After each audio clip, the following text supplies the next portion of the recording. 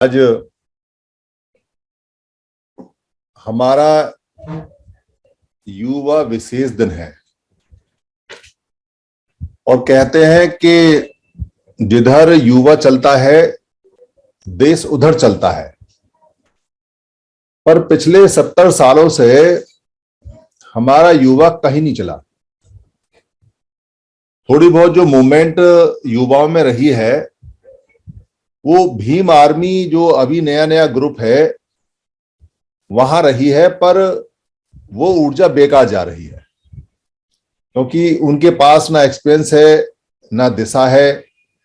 और वहां जो युवा है वो ये सोचते हैं कि बस अभी हम इकट्ठे हुए और कल को एमएलए एमपी और मिनिस्टर बने और परसों को सारी की सारी समस्या हल हो गई। पर जो हमारे विरोध में लोग हैं उनके जो युवा हैं वो दिन रात काम करते हैं। और काम करने का मतलब ये नहीं है कि वो लोग कहीं झंडा लेके जा रहे हैं, बैनर लेके जा रहे हैं, कावड़ लेके जा रहे हैं, मंदिरों में पूजा कर रहे हैं या कहीं बहुत ज्यादा नारेबाजी कर रहे हैं। वो कोई ऐसा काम नहीं करते, पर वो लगातार काम कर रहे हैं। उनके काम करने का जो तरीका है वो बहुत साइलेंट रूप से है। वो अपने आगे बढ़ने की आइडियोलॉजी, आगे बढ़ने के कारण और आगे बढ़ने की एक एक चीज को बचपन से समझते हैं। उनके माँ बाप उनको समझाते हैं और वो क्लास में हो, चाहे छोटी क्लास में हो, चाहे बड़ी क्लास में हो, चाहे कॉलेज में हो, चाहे वो प्रोफेशनल किसी इंस्टीट्यूट में हो, वो वहां उस विचारधारा को लागू करते रहते हैं। आपने अगर देखा होगा कि क्लासों के अंदर जो जातिवाद होता है या वर्ण भेद होता है या ऊंच नीच होती है या किसी भी तरह का भेद होता है, वो उन बच्चों के पास कहां से आया जो बच्चे पढ़ते हैं। जबकि हमारे बच्चे ये नहीं समझ पाते कि इसको कैसे काउंटर करें, इससे कैसे लड़ें। उनके माँ बाप छुपे घूमते हैं और वो भी छुपना सीख जाते हैं और छुपे हुए व्यक्ति का शिकार सबसे पहले होता है। जो मछली किसी भट्ट में जाके, किसी छेद में जाके छुप जाती है, फिर उसे भागने का रास्ता नहीं मिलता, वो सबसे पहले पकड़ी जाती है, सबसे पहले मारी जाती है। जो शेर अपनी मांद में घुस जाता है, अपने घर में जाके छुप जाता है, उसको मारना आसान होता है क्योंकि फिर तो दरवाजे पे एक आदमी बंदूक लेके खड़ा हुआ है। जैसे ही शेर अपना चेहरा दिखाएगा वो गोली मार देगा, मर जाएगा। पर खुले हुए शेर को जंगल में मारना आसान नहीं है, बल्कि शेर ही मार देता है। जो विरोधी लोग हैं, जो सारे के सारे संसाधनों पे कब्जा करके बैठे हुए हैं, सारे सारे मौकों पे कब्जा करके बैठे हुए हैं, सारे स्कूल और कॉलेज और सारी शिक्षा और सारी यूनिवर्सिटी और सारे जितने भी मौके हैं खाने कमाने के, उन पे जो लेके बैठे हुए हैं, वो बचपन से तैयारी करते हैं। उनका युवा दिन रात इसकी तैयारी करता है। आपने देखा होगा कि अगर कहीं कोई साइंटिस्ट लगता है जो विरोधी लोगों का है, वमन लोगों का है, तो बेशक वो साइंस पढ़ता है, मगर हमारे लोगों के अंदर गलत विचारधारा डालने के लिए वो वहां एक नाटक करता है। पढ़ता साइंस है, कभी वो पूजा पाठ में नहीं जाता, पर उस दिन नाटक करेगा ये दिखाने के लिए कि मुझे सारी चीजें इस किसी काल्पनिक शक्ति से मिली हैं। ऐसा यकीन वो हमारे दिमाग में डालता है, ये उसकी विचारधारा का एक हिस्सा है। जबकि हम कभी अपने लोगों के दिमाग में ये विचारधारा नहीं डाल पाते कि मेहनत करने से सब मिलता है और इकट्ठे होने से सारी चीजें हमें प्राप्त होती हैं। ये बात हम आज तक समझाने में अपने युवाओं को और भी लोगों को असफल रहे हैं कि इकट्ठे होने में सब चीज मिलती है और अलग अलग बिखरने में सारी चीजें चली जाती हैं। पर अब समय आ गया है कि सारी बातें युवाओं को घर में बतानी चाहिए और युवाओं को बतानी चाहिए, क्योंकि युवा वही सीख रहा है जो व्हाट्सएप पे आ रहा है और जो यूट्यूब में आ रहा है। वो भी जब उसका मनपसंद विषय निकल जाता है तब। युवाओं को देने के लिए ऐसी कोई चीज नहीं है जो उनकी मनपसंद हो, क्योंकि उनके मनपसंद जो सब्जेक्ट है वो अलग है। पर हमारे जो लोग हैं वो युवाओं को ये बताने में असफल रहे कि जो हमें प्राप्त होता है, यानी जो संसाधन हमें प्राप्त होते हैं वो इकट्ठे होने से प्राप्त होते हैं। ये बात बहुत मजाकिया लग सकती है कि इकट्ठे होने से हमको कार कैसे मिल जाएगी, इकट्ठे होने से हमको नौकरी कैसे मिल जाएगी, इकट्ठे होने से हम एमएलए एमपी मिनिस्टर कैसे बन जाएंगे, इकट्ठे होने से हम देश विदेश कैसे चले जाएंगे, इकट्ठे होने से हम व्यापारी कैसे हो जाएंगे, और इकट्ठे होने से हम जो चाहे वो कैसे प्राप्त कर सकते हैं। ये बात बहुत ज्यादा ऐसी लग सकती है जैसे बेकार की बात है, पर सच्चाई यही है। दुनिया में जो लोग इकट्ठे हैं उनको सब चीज प्राप्त होती है, और जो लोग बिखरे हुए हैं उन्हें कुछ प्राप्त नहीं होता। हमारे जो युवा हैं, उन युवाओं को ये पता नहीं कि उनके जो माँ बाप हैं, उन माँ बाप को ये नौकरी कैसे मिली, ये मौके कैसे मिले। जब उन्होंने आंखें खोली तो उस समय तक लगभग आधी बीमारी बाबा साहब अम्बेडकर काट चुके थे। उस समय हमें अनटचेबल नहीं बोला जाता था। जब हमारे बच्चे पैदा हुए, यानी आप लोग जब पैदा हुए, उस समय हमें किसी भी हालत में कहीं नौकरी के लिए या पढ़ाई के लिए या किसी भी चीज के लिए कहीं मारा मारी नहीं करनी पड़ती थी। ऐसा लगता था जैसे एक कागज का टुकड़ा जिसको आरक्षण का, जिसको जाति का प्रमाण पत्र बोला है, वो लगाइए और अधिकार आपके घर में है। पर किसी ने ये नहीं बताया कि ये जो एक टुकड़ा कागज का है, इस टुकड़े के आधार पर जो अधिकार मिलता है वो कैसे मिला। युवाओं से अगर बात करेंगे तो युवा कहते हैं कि ये तो हमारा राइट है, या कहेंगे हम तो इतने काबिल हैं, या वो कहेंगे कि हमें किसी महापुरुष ने कुछ नहीं दिया, हम पढ़े लिखे हैं तो हमें मिला है। पर अगर वो पढ़े लिखे उन्हें मिला है और उनके फादर को मिला है तो उनके दादा को नहीं मिला है, क्योंकि दादा के पास में मौके नहीं थे, दादा के पास में कोई कागज का टुकड़ा नहीं था जिसके आधार पर उनको मौका मिलता। ये जो मौका मिला है, ये मौका जा रहा है। इसलिए हमारे जितने भी युवा हैं आज की डेट में, पीएचडी एमफिल करने के बाद भी, डॉक्टर इंजीनियर बनने के बाद भी, मैनेजमेंट का कोर्स करने के बाद भी, एडवोकेसी का कोर्स करने के बाद भी, या जो बीए एमए तक या जो हाई स्कूल तक पढ़े हैं उसके बाद भी, उनको कहीं काम का मौका नहीं मिल रहा है। ये बड़ी अजीब सी बात है कि देश में उनको काम करने का मौका नहीं मिला। वो काम करना चाहते हैं पर कोई काम नहीं दे रहा, और काम करने के लिए उनके माँ बाप रिश्वत लेके खड़े हुए हैं, पैसा लेके खड़े हुए हैं कि हमारे बच्चे को काम करने के लिए लगा लो और पैसा ले लो हमसे। ये किसी देश की सबसे ज्यादा खराब स्थिति है कि जब उस देश में काम करने के लिए पैसे देने पड़े, कि हमें काम पे लगा दो और पैसे भी ले दो। ये जो स्थिति आई है, ये स्थिति और भी ज्यादा भयंकर है, और भी ज्यादा खराब होने वाली है, और ये स्थिति ठीक भी हो सकती है अगर आप इस स्थिति को ठीक समझें। और जितने यहाँ युवक हैं या जितने युवकों के अभिभावक हैं जो सुन रहे हैं, वो इस बात को जाने कि हमें जानकारी देने में देर नहीं करनी चाहिए। हम पहले से ही बहुत सारी जानकारी अपने बच्चों से छुपा के बैठे हुए हैं, उसका हमें नुकसान हो रहा है। हमने क्लास 12 तक, क्लास 10 तक तो हम ये नहीं बताते उन बच्चों को कि वो बच्चों का जो आइडेंटिटी है वो आइडेंटिटी क्या है, क्योंकि माँ बाप को खुद भी आइडेंटिटी का पता नहीं है। हमारे जो युवा हैं उनको जो बताया जाता है, उनको ये बताया जाता है कि उनका कोई कास्ट है, और जो वो कास्ट है, वो जो जाति है, वो बड़ी बेकार है। उस जाति के जो मार्क्स हैं वो सबसे नीचे हैं। उस जाति में सिर्फ बेइज्जती है, उस जाति में प्रताड़ना है, उस जाति के ऊपर बहुत सारे मुहावरे बने हुए हैं। उस जाति का नाम अगर ले लेंगे तो कोई हमें पास बैठाएगा नहीं, इन्फिनिटी कॉम्प्लेक्स आ जाएगा। उस जाति का नाम अगर ले लेंगे तो हमें हर आदमी हेय दृष्टि से देखेगा, चाहे हम कितने भी काबिल हैं। इतनी जानकारी उनके पास होती है, और इतनी जानकारी से वो पूरी जीवन को काटते हैं, और माँ बाप समझाते नहीं डर की वजह से, और वो पूछते नहीं। ना कोई पूछने वाला है, ना कोई बताने वाला है, इसलिए वो कोढ़ की बीमारी बढ़ती रहती है अंदर ही अंदर, कोई इसको बताता नहीं। आज तक किसी ने ये नहीं बताया कि हमारी जो आइडेंटिटी है वो दुनिया में सबसे बड़ी आइडेंटिटी है, सबसे ग्लोरीफाइंग, सबसे चमकती हुई है। सबसे बड़ा जो आइडेंटिटी है, जो सबसे बड़ी पहचान है हमारी, वो किस लिए है पूरी दुनिया में? क्योंकि पूरी दुनिया के अंदर ऐसा कोई समण पैदा नहीं हुआ जिसने अपने जीते जी बहुत सारे देश जीते हों।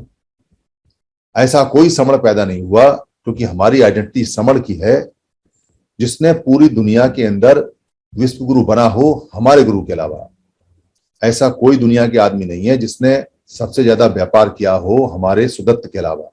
और ऐसा कोई डॉक्टर नहीं है जिसने उस जमाने में 2600 साल पहले व्यक्ति की खोपड़ी का ऑपरेशन करके उसको खाट से बांध दिया और 8 दिन तक उसी खोपड़ी को हिलने नहीं दिया और खोपड़ी चिपका दी और खोपड़ी में जो बीमारी थी वो दूर कर दी। ये लिखित बातें हैं जो मैं आपको बता रहा हूं। तो इतनी बड़ी आइडेंटिटी का पूरी दुनिया में, इतनी बड़ी पहचान का दुनिया में एक भी व्यक्ति नहीं है, एक भी व्यक्ति नहीं है। हम समर सम्राट, महासमर सम्राट अशोक के वंशज हैं, जिन्होंने पूरे भारत को जीत जीत कर महाभारत बनाया और तभी से इसका नाम महाभारत पड़ा। महाभारत नाम का जो ग्रंथ है उसका अता पता नहीं है, उसमें कहीं भारत का नक्शा नहीं है, महाभारत का नक्शा नहीं है।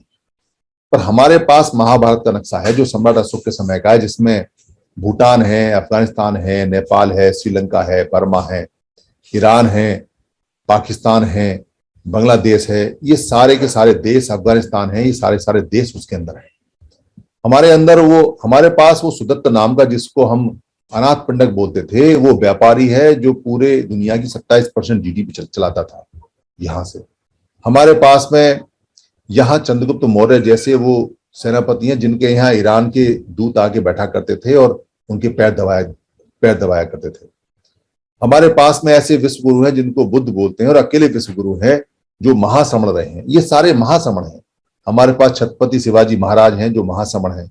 हमारे पास में ईवी स्वामी जो नायर पेरियार हैं, जो साउथ के हीरो रहे हैं, जो साउथ के देवता रहे हैं, वो महासमण हैं।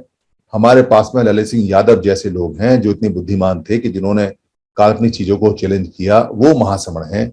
हमारे पास डॉक्टर अंबेडकर हैं जिनको पूरी दुनिया मानती है, वो महासमण हैं। हम तो महासमणों की संतान हैं, तो हमारी पहचान महासमणों की है। ये पहचान जो लोग हैं, इसकी जो ताकत है उसको जानते नहीं है और 4 लोग झूठे मिलकर इन पहचानों को खत्म करने में लग जाते हैं। पर अगर हम जानकारी रखेंगे और अपने लोगों से मिलते रहेंगे और युवा अपना एक समर संघ बना लेंगे युवाओं का, तो ये जानकारी तेजी से उन्हें मिलेंगी, फिर वो विरोध कर सकते हैं।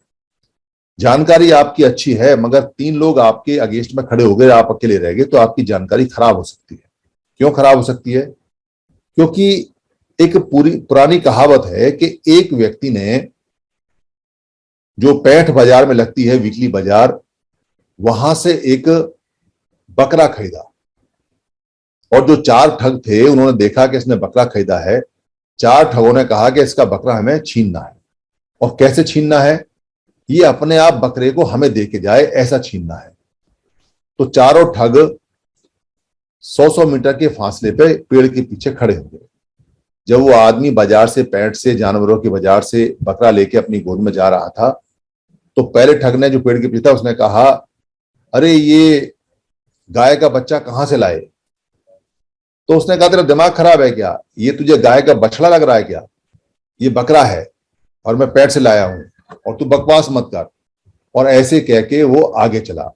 100 मीटर पे दूसरा ठग मिला। उसने कहा, अरे ये तो काला सफेद जो गाय का बछड़ा है, इसको तो मैं भी छोड़ के आया था, ये तो 20 रुपए मिल रहा था, तुम कितने का लेके आए? उसने फिर कहा बड़े संशय से, अब वो संशय में आ गया, अरे ये गाय का बछड़ा नहीं है, ये तो बकरा है और मैं इसको 20 रुपए का नहीं लाया, मैं तो 22 का लाया। उसकी आवाज थोड़ी डाउन हो गई क्योंकि उसमें संशय आ गया, उसमें शक पैदा हो गया, उसमें डाउट आ गए कि ये कहीं गाय का बछड़ा तो नहीं है। पहले वाले ने भी कहा, दूसरे वाले ने भी कहा। जो तीसरा ठग है, 100 कदम पे फिर वो मिला और वहां जाकर उसने कहा कि अरे ये वही गाय का बछड़ा है जिसकी गाय मरखनी थी इसकी माँ, और बड़ी मुश्किल से वो बेच रहा था, मैं तो उसको छोड़ आया क्योंकि मरखनी गाय का था। अब उसका दिमाग घूम गया, उसने उसका कोई जवाब नहीं दिया। पर एक गलत हो सकता है, दूसरा गलत हो सकता है, तीसरा भी गाय का बछड़ा कह रहा है। ये क्या बवाल है, क्या चक्कर है? अब वो कभी उस बकरे को देखे और कभी दिमाग में सोचे गाय का बछड़ा, उसका दिमाग हिलने लगा, उसका अपना यकीन गायब होने लगा और दूसरे के यकीन पे वो चलने लगा। जो चौथा ठग था, जैसे ही उसको मिला, उसने कहा कि अरे ये जो गाय का बछड़ा है, ये जब गाय का दूध पी रहा था तो गाय ने इसको लात मारी और ये बड़ा बिलबिलाया। बस चौथे ने इतना कहा था और वो डर के मारे उस बकरे को वहीं छोड़ के भाग गया। डर गया वो कि ये क्या बवाल है, क्योंकि उसे समझ में नहीं आ रहा कि ये जो बकरा है गाय का बछड़ा कैसे बन गया। और वो अपने हाथों से अपने बकरे को छोड़ के भाग गया और चारों ठग उसको लेके आ गए। ये ठीक वो विद्या है जो विद्या का विकास बुद्ध ने किया। पर बुद्ध ने ये बताया था कि अगर सम्यक इस्तेमाल करोगे तो मनुष्य का फायदा होगा, और अगर असम्यक इस्तेमाल करोगे तो मनुष्य का नुकसान होगा। क्योंकि बुद्ध ने जो डेवलप किया, बुद्ध ने जो खोजा, और जो माइंड का और बॉडी का रिलेशन खोजा, और ये बताया कि माइंड कैसे काम करता है, मन में कैसे संशय आते हैं, कैसे डाउट आते हैं, कैसे भय आता है, कैसे करुणा आती है, कैसे मुदिता आती है, कैसे स्नेह आता है, कैसे कठोरता आती है, ये सारे के सारे जो 52 प्रकार के करैक्टर हैं, ये कैसे कैसे आते हैं, कैसे कैसे जाते हैं, ये सब बुद्ध ने अच्छी तरह से प्रैक्टिस कराया। इसी को ठगों ने उल्टा करके सिखाया, और आज तक वो यही काम करते हैं। विद्या सारी बुद्ध की है, जानकारी सारी बुद्ध की है, पर उल्टी घुमा दी, असम्यक कर दी, इसलिए वो डाउट पैदा करते हैं। तो यहां जितने भी लोग हैं, अगर आप तर्क में ठीक हो, जानकारी में ठीक हो, पर अकेले हो, तो 3 लोग मिलके आपको, 3 युवा मिलके आपको पागल बना देंगे, और आपको उनकी हाँ में हाँ करनी पड़ेगी, क्योंकि उनके साथ रहना है या जाना है, या 3 का मुकाबला नहीं कर सकते। इसलिए हमारे युवाओं को झुंड बना के रहना चाहिए, चाहे कॉलेज है, चाहे दफ्तर है, चाहे वर्क स्टेशन है, चाहे मोहल्ला है, चाहे पड़ोस है। झुंड का मतलब है संग बना के रहना चाहिए। संग बना के रहने से आपकी गलत बात भी लोगों को माननी पड़ेगी। सही तो मानेंगे मानेंगे, पर गलत भी मानेंगे। जो लोग संख्या में ज्यादा होते हैं, वो जो कह देते हैं वो मानना पड़ता है, और जो संख्या में कम होते हैं वो कुछ भी कहें, ज्यादा लोगों की मर्जी है उनकी बात को माने या ना माने। ये नमूना आप पूरी दुनिया की पार्लियामेंट में देख सकते हो। पूरी दुनिया की जितनी पार्लियामेंट है, वहां जिनके पास बहुमत है और उनके मन बदल गए और वो संविधान की चीजों को कोई टेढ़ा मेढ़ा करना चाहे तो कर सकते हैं। उनके पास में बहुमत है, और संविधान में लिखा हुआ कि संविधान में अगर बहुमत से कोई बात पास होती है तो मानी जाएगी। और वो नियम यहाँ समर संघ में भी है कि समर संघ में जब हाउस लगता है 1 तारीख को, और मान लो बहुमत से कोई चीज पास होगी, तो संघ को माननी पड़ेगी, चाहे वो कैसी भी है। तर्क वितर्क कितना ही कर लो, पर अगर बहुमत ने कह दिया तो माननी पड़ेगी। यही कारण हुआ कि बुद्ध जैसे व्यक्ति को, जब बुद्ध नहीं बने थे, जब खाली समण थे, और जब वो संघ में चले गए, समणों के संघ में चले गए, तो वहां बहुमत से एक बात ये पैदा हुई कि कोलियों के संघ से युद्ध होगा पानी के लिए। सारे लोग एक तरफ थे, पर सिद्धार्थ गौतम ने कहा युद्ध नहीं करूंगा। तो संघ की बात नहीं मानी तो सजा मिली। तो सजा मिली, या तो अपनी सारी संपत्ति दो, या मृत्युदंड स्वीकार करो, और या साक्य संघ से हमेशा के लिए गुड बाय करो, निकलो बाहर यहां से, और साक्य संघ में वापस नहीं आओगे, देश छोड़ो। तो उन्होंने साक्य संघ से देश छोड़ना मंजूर किया, और वो अपने घर को छोड़ के चले गए। ये संघ की ताकत होती है कि संघ अगर डिसाइड कर लिया एक, तो कर लिया, फिर चाहे कोई भी है, वो बात मान्य होती है। और ये सबसे अच्छी बात है, क्योंकि संघ जीवित तभी रहता है जब इकट्ठा रहता है, और इकट्ठे लोगों की बात माननी होती है। तो समण जो शब्द है वो वहां से आया हमारे पास, यानी कि हम सारे समण हैं, बुद्ध भी समण है, और ये समणों की परंपरा तब से चली आ रही है। पर समणों की परंपरा अचानक से समण शब्द से गायब होके श्रमण शब्द पे आ गई, और हमको कह दिया कि ये श्रमण परंपरा है। और श्रमण परंपरा कह के हमसे कह दिया कि ये श्रम करने वाले लोग हैं। हम श्रम करने वाले लोग नहीं हैं, हम किसान लोग हैं, हम राजा हैं, सम्राट अशोक है, हम चंद्रगुप्त मौर्य हैं, हम बुद्ध हैं, हम गुरु हैं, स्पिरिचुअल गुरु हैं, हम व्यापारी हैं, हम डॉक्टर हैं, हम इंजीनियर हैं, हम हर चीज हैं, हर काम करने वाले हैं। इसलिए खाली कोई ये कहता है कि श्रम करने वाले हैं तो शब्द ही नहीं है हमारे यहाँ। पाली के अंदर सब जो श्रम शब्द है वो है ही नहीं, श्रम शब्द बाद में बना है। मेहनत करने वाले को कर्मकार बोलते हैं, मेहनत कश उर्दू में बोलते हैं, पर श्रम नहीं बोलते। तो श्रम शब्द नया शब्द है, हमारा नहीं है। वहां से जो चलते चलते चलते चलते हमारे लोग और जो यहां तक आए, तो उनका जो संघ था, उस संघ में रहने से वो हमेशा राजा बने, हमेशा राजा बने। संघ जिसके पास होता है वो हमेशा राजा बनता है, और जो संघ से बाहर होता है वो हमेशा प्रजा बनता है या गुलाम बनता है। जो संघ में रहता है वो शिकार करता है, और जो संघ से बाहर रहता है उसका शिकार होता है। तो हम संघ में रहते थे, पर संघ धीरे धीरे हमारा टूटा। और क्यों टूटा? क्योंकि जो बुद्ध की जानकारी थी, उस जानकारी को उल्टा इस्तेमाल करके जो 5 सील हमारे थे, जिसमें चोरी नहीं करना, व्यभिचार नहीं करना, हत्या नहीं करनी, या झूठ नहीं बोलना, या नशा नहीं करना, वो सारे हमारे लोगों को सिखाए गए। जैसे अंग्रेज यहाँ आए थे जब, तो अंग्रेजों ने चाय सब बनाई, तो चाय वो फ्री पिलाया करते थे चौराहे पे। एक कप चाय पी के जाओ और एक पुड़िया चाय की लेके जाओ, घर जाके बना के पियो। हमारे भारत में किसी को चाय का ना कोई रोग था, ना कोई चाय पीता था, ना ही चाय थी। चाय नाम की कोई चीज नहीं थी, बीड़ी सिगरेट नाम की कोई चीज नहीं थी, पान तंबाकू का कोई चीज नहीं थी, ये हमारे यहाँ नहीं थी ये चीजें। पर व्यापार करने वाले लोगों ने और बमण लोगों ने, जो विपरीत हैं, हमारे लोगों को खत्म करने के लिए नशे की और पति की चीजें डाली। आज भी सुल्फा खूब चलता है, सावन के महीने में तो छोटे छोटे बच्चे भी सुल्फा पी रहे हैं, वीडियो आप आ रहे हैं, देख रहे हैं। ये आदतें इसलिए डाली है क्योंकि इन आदतों को डालने से, क्योंकि ये यूनिवर्सल नियम है 5 जो मैंने अभी बताए यहाँ, जिनको पंचशील के नाम से जानते हैं। अगर ये कोई व्यक्ति उल्टे घुमाता है तो वो गुलाम बन जाता है, नशे का गुलाम बन जाएगा, चोरी का गुलाम बन जाएगा, व्यभिचार का गुलाम बन जाएगा, हत्या का गुलाम बन जाएगा, झूठ बोलने का गुलाम बन जाएगा, पाप बन जाएगा। जब वो गुलाम बन जाएगा तो गुलाम कभी आवाज नहीं लगाते, गुलाम कभी क्रांति नहीं करते, गुलाम आदमी कभी भी आगे नहीं बढ़ सकता, ना ही किसी को आगे बढ़ा सकता है। तो समण संघ टूटना शुरू हुआ। इतना मजबूत संघ, दुनिया का सबसे बड़ा संघ, प्राकृतिक नियमों पर चलने वाला संघ, वो टूटा तो 6743 जातियों में जाकर रुका। पर दूसरी साइड अगर आप देखोगे तो वमनों का संघ था ही नहीं, पर वमनों ने संघ बना लिया और वमनों ने जाति नहीं बनाई। ये ध्यान रखना। इसलिए गोल्डन रूल नंबर जो 3 है, यहाँ 10 नियम बने हुए हैं, उनमें तीसरा नंबर है जाति का अभ्यास कभी नहीं। क्यों नहीं जाति का अभ्यास? अरे भाई, जाति अगर इतनी अच्छी होती तो वमन भी तो बनाता, अपनी बनाता। जब वो हमें जातियों के नाम से पुकार रहा है तो हम इतने बेवकूफ कि जो चीज वो खुद नहीं कर रहा है अपने लिए और वो चीज उसने हमारे लिए की, हमने अडॉप्ट कर ली, हमने उसको मान लिया। हमें नहीं मानना चाहिए, बाबा साहब ने मना किया, ये मन से होती है, इसको नहीं मानना चाहिए। और वो खुद जाति का अभ्यास नहीं कर रहा है। अगर जाति बहुत अच्छी चीज होती तो अभ्यास करता।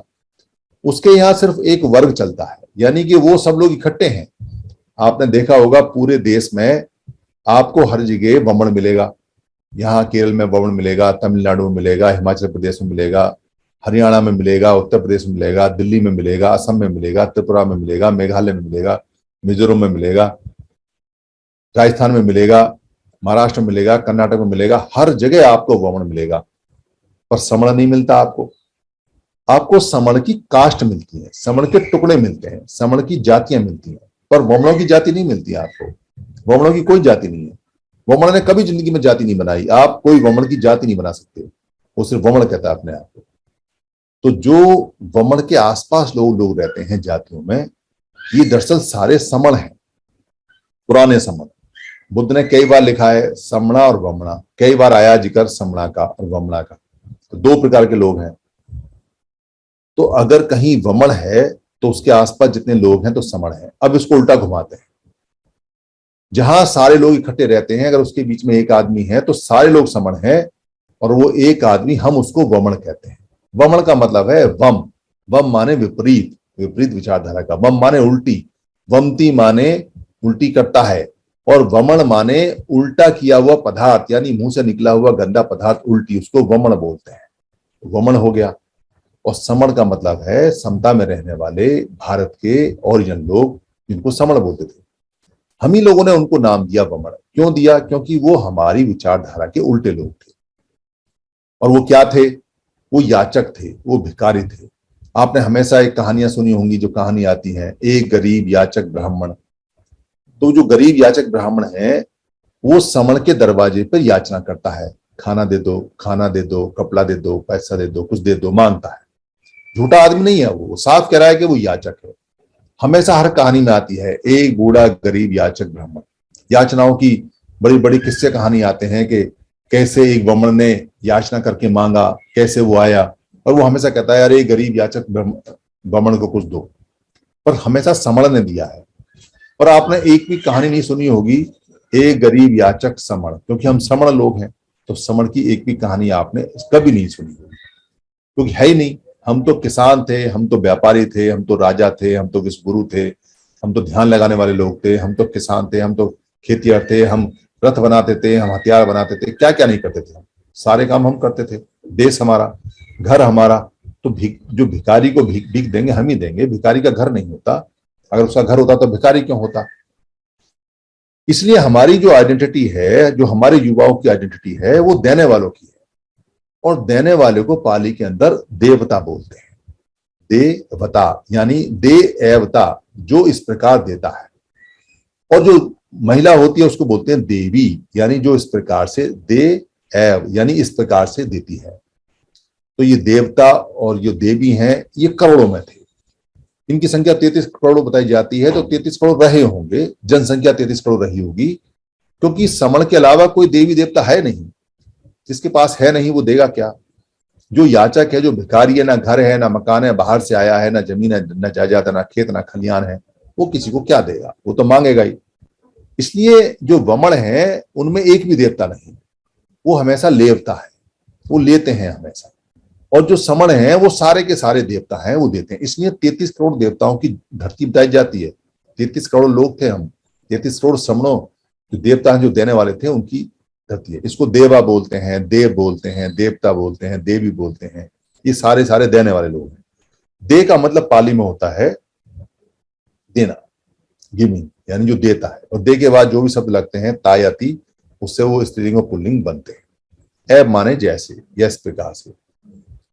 तो हमारी जो सल्तनत है, जो हमारी वाहवाही है, जो हमारा घमंड है, जो हमारा हौसला है, जो हमारा गौरव है, जो हमारा इतिहास है, जो हमारी आइडेंटिटी है, जो हमारी पहचान है, किसी को अगर बताओगे कि तक्षशिला यूनिवर्सिटी के अंदर हम ही पढ़ाने वाले थे, क्योंकि वो मेडिकल साइंस की यूनिवर्सिटी थी, हम ही लोग पढ़ाने वाले थे और हम ही पढ़ने वाले थे।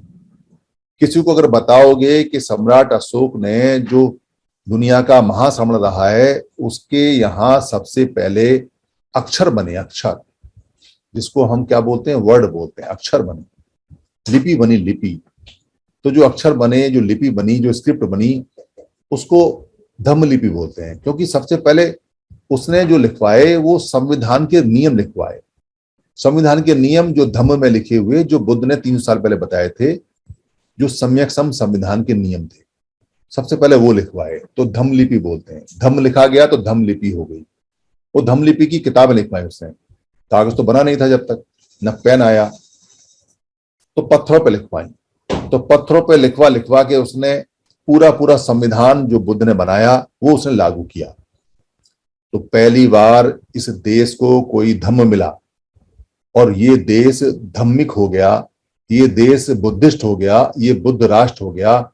और उसने जगह जगह जगह जगह बहुत बड़े बड़े बड़े बड़े शिलाएं लिखवाई, बहुत बड़े बड़े स्तूप बनवाए। और ये जो आप देखते हो अशोक की लाट, कहते हैं लाट साहब, आगे आपने सुना होगा पुराने जमाने में कहते हैं लाट साहब है, तो लाट साहब, लाट वो होती थी जो अशोक की लाट है उसको छोटी करके मोहर लगती थी अशोक की, उसको लाट साहब बोलते थे। अशोक के राजकीय कार्यक्रम की जो जो उसकी जो उसके राजा होने की, राज करने की जो मोहर थी, जो लाट से लगती थी, अशोक की लाट से, उसको अशोक लाट बोलते थे। और जो लाट रखता था उसको लाट साहब बोलते थे। तो लाट साहब भी हम ही हैं, क्योंकि हम ही मोहर लगाया करते थे, हम ही राजा थे, हम ही अशोक थे, तो लाट साहब भी हम ही हैं। तो इतनी सारी लाट बनवाई। तो लिखने वाले भी लोग हम थे, समण लोग थे, तो लिखैया भी हम थे, तो पढ़ने वाले लोग भी हम ही थे। तो ये बुद्धिस्ट राष्ट्र हो गया। और उस बुद्धिस्ट राष्ट्र के बाद में आज तक भी इस राष्ट्र को बुद्धिस्ट राष्ट्र के अलावा कोई और धर्म का या कोई और मजहब का, कोई और रीजन का राष्ट्र घोषित नहीं हुआ है। इसलिए ये भारत जो देश है ये बहुत पुराना, प्राचीनतम, पूरी दुनिया का पहला धार्मिक राष्ट्र है, बुद्धिस्ट राष्ट्र है, जो बुद्ध की विचारधारा और बुद्ध के संविधान पर चलता है। थोड़ा बीच में 400-500 साल का गड़बड़ रहा है मामला, पर बाबा साहब अम्बेडकर ने फिर ठीक कर दिया। फिर संविधान लिया और संविधान के अंदर फिर वही अशोक की लाट आ गई। और फिर वही संविधान, अशोक का जो संविधान था, जो बुद्ध का संविधान था, वही बाबा साहब ने दोबारा से लागू कर दिया। और फिर ये संवैधानिक देश हो गया। और फिर बुद्ध राष्ट्र की मोहर इसमें दोबारा से लग गई। तो ये जो हमारे इतिहास हैं, इन इतिहासों को बताएगा कौन? कि हमारे बाप दादा डॉक्टर रहे, हमारे बाप दादा इंजीनियर रहे, हमारे बाप दादा व्यापारी रहे, हमारे बाप दादा किसान रहे, हमारे बाप दादा बुद्ध जैसे और अरहत इतने सारे भिक्खुओं जैसे इतने स्पिरिचुअल लीडर रहे पूरी दुनिया के। हमारे बाबा साहब ने सबसे बढ़िया दोबारा से फिर संविधान लिखा, वही संविधान जो हमारे बुद्ध ने लिखा। कौन बताएगा इन बातों को? कौन जानेगा? क्योंकि माँ बाप बताना चाहते नहीं। उनको लगता है कि हमारे बच्चों को अगर हमने बाबा साहब का नाम बताया, कुछ बताया, तो छोटी बात है। उनको पता ही नहीं है तो पहले तो उनको बताना पड़ेगा, फिर बताना पड़ेगा युवाओं को, और फिर युवाओं को संघ बनाना पड़ेगा। दुनिया में कोई भी कितनी अच्छी बात हो, चाहे हमारे पास में 10 लाख लोग पीएचडी होल्डर हैं, चाहे हमारे पास में 10 लाख लोग डॉक्टर हैं मेडिकल साइंस के, चाहे हमारे पास 10 लाख लोग इंजीनियर हैं, अभी इतने इस समय हैं इतने, चाहे हमारे पास 10 लाख और प्रोफेशन के लोग हैं, चाहे ये वकील हैं, चाहे वो जज हैं, चाहे वो क्लास वन अफसर हैं, चाहे वो थोड़े पढ़े लिखे हैं, ये 50-60 लाख लोग हो सकते हैं जो अच्छे पढ़े लिखे हैं, चाहे इनमें पत्रकार हैं, चाहे इसमें बुद्धिजीवी हैं, जो भी हैं, पर इनसे कोई बात बनने वाली नहीं है। इनसे बात इसलिए नहीं बनेगी क्योंकि अशोक के समय में तो सारे थे, 33 करोड़ थे, 33 करोड़ देवता, तो 33 करोड़ लोग जब खत्म हो सकते हैं, और वो सारे बुद्धिजीवी थे, वो पढ़े लिखे थे, उन्होंने स्क्रिप्ट बनाई, उन्होंने लेख बनाए, उन्होंने किताबें लिखी, उन्होंने पत्थर गोदे, उन्होंने साइंस बनाई, उन्होंने इंडस्ट्री बनाई, और वो लोग मटिया मैट हो गए, खत्म हो गए, तो कारण रहा है। कोई कहता हो पढ़ा लिखा आदमी मरता नहीं है, पर अशोक के समय सारे पढ़े लिखे थे, मर गए, यानी हम खत्म हो गए, अनपढ़ हो गए। अशोक के समय हम सारे व्यापारी थे, पर हम खत्म हो गए। अशोक के समय हम राजा थे, पर खत्म हो गए। अशोक के समय हम स्पिरिचुअल लीडर थे, पर खत्म हो गए। अशोक के समय हम सारा राजकाज देखा करते थे, जो सरकारी कर्मचारी थे वो हम थे, दरबारी हम थे, पर खत्म हो गए। क्यों खत्म हो गए? क्योंकि अशोक का जो संघ था, जो हमारा संघ था, जो समणों का संघ था, वो टूटकर जातियों में बदल गया। कोई भी आदमी बहुत धनवान हो सकता है, बहुत पढ़ा लिखा हो सकता है, बहुत पैसे वाला हो सकता है, पर अगर वो संगठित ना हो, अगर वो संघ में ना रहे, अगर वो संघ में ना आए, अगर वो संघ में ना चले, तो उसकी पीढ़ियां भी खत्म हो जाती हैं। ये उदाहरण हमारे सामने है।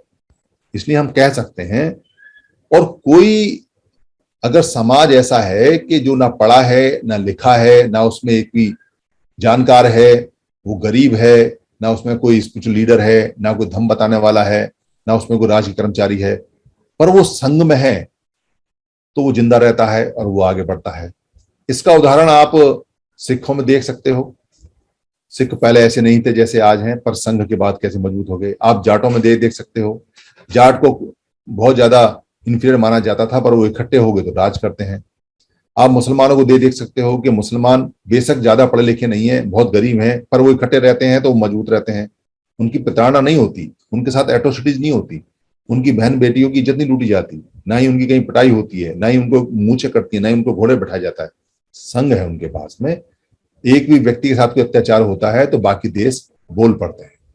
पर हमारे तो बहुत देश हैं, 1/3 आबादी जो बुद्धिस्टों की, और बताते हैं कि अब तो कनाडा में और ऑस्ट्रेलिया में अगले 2030 तक सबसे ज्यादा बुद्धिस्ट हो जाएंगे, सबसे ज्यादा ऐसे लोग हो जाएंगे जो समण हैं, जो समणों की जो आइडियोलॉजी उसको अपनाएंगे। पर वो हमारी आवाज नहीं सुनते। कारण क्या है कि एक अकेले व्यक्ति की आवाज को नहीं सुनता, एक संगठन की आवाज को नहीं सुनता, संगठन में 10-20 लोग हैं उनकी आवाज को नहीं सुनता, संघ की आवाज सुनते हैं। हमारे पास में 29 लाख संगठन है, पर वो 29 लाख संगठन बेकार है। 6,743 जातियों को जोड़ने के लिए जो 29 लाख संगठन बनाए, तो 29,06,743 टुकड़े हमारे पास हैं। और किसी संघ के, किसी समुदाय के 29,06,743 टुकड़े हो जाएं तो कुत्ता भी ना पूछे, आदमी की तो बात छोड़ो। पर अगर वो लोग इकट्ठे हो जाएं और संघ में आ जाएं तो कुत्ते तो कहीं दिखाई नहीं देंगे, शेर भी आकर सलाम करेंगे। ये संघ की ताकत होती है। ये संघ की ताकत इसलिए होती है क्योंकि 2 अप्रैल को हमने इसका नमूना देखा। 2 अप्रैल को ना कोई नेता था, ना कोई प्रधान था, बस लोग सड़क पर आके खड़े हुए और संविधान का अधिकार बच गया। वैसे ही युवा जहां भी हैं वो पूरे दिन अपना काम करें, पढ़े लिखें, पर एक बार जो ये समर संघ की वीडियो हैं इनको देखते रहें, चेक करते रहें। और यहां जब भी युवाओं की मीटिंग लगती है अपने प्रश्न पूछें और युवाओं से बात करें। और कोई नया प्रश्न आता है तो यहाँ बेधड़क 365 दिन यहाँ मीटिंग लगती है। किसी भी समय 8 बजे से लेकर 11 बजे तक कोई भी युवा किसी भी समय आए, चाहे बेशक कंसेप्ट चल रहा हो, अपना सवाल पूछे, उसके सवाल का जवाब कंसेप्ट में मिल जाएगा। हमारी जो जीत हुई है वो पूछने से और बताने से हुई है। क्योंकि बुद्ध के समय जो बुद्ध ने हमको डेवलप किया और जो बताया कि कैसे काम करना है, उसमें एक सूत्र हमको दिया था।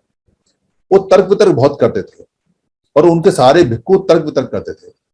वो लोगों के पास जाते थे या लोगों को अपने पास बुलाते थे जो अंधकार में होते हैं, उनसे कहते थे पूछो तुम्हारा क्या प्रश्न है। वो अपना प्रश्न पूछते थे, वो उस प्रश्न का उत्तर देते थे और बिल्कुल सही उत्तर देते थे, चाहे वो अच्छा लगे उसको या ना लगे। तो तर्क वितर्क बहुत चलता था। तर्क वितर्क से आदमी तेज होता है, उसका माइंड तेज होता है, उसका ब्रेन तेज होता है, उसकी जानकारी तेज होती है।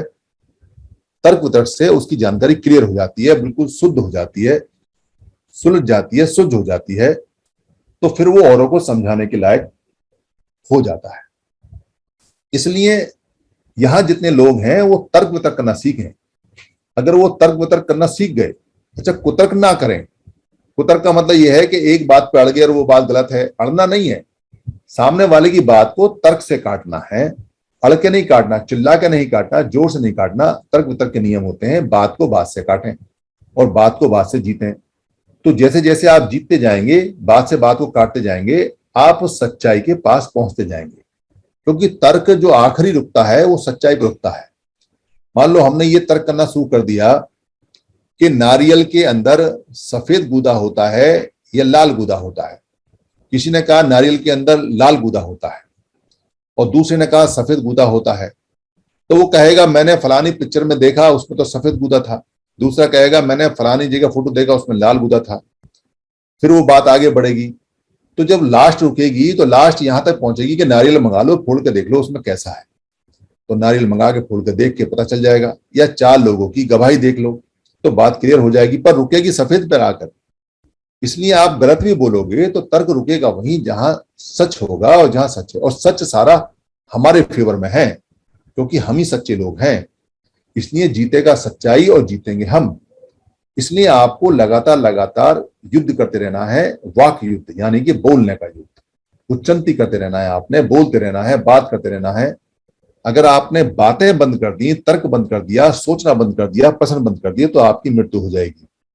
और आपने अगर अपने तर्क बढ़ा दिए, बातचीत बढ़ा दी, तर्क शक्ति बढ़ा दी तो आपकी मृत्यु जीवन भर नहीं होगी।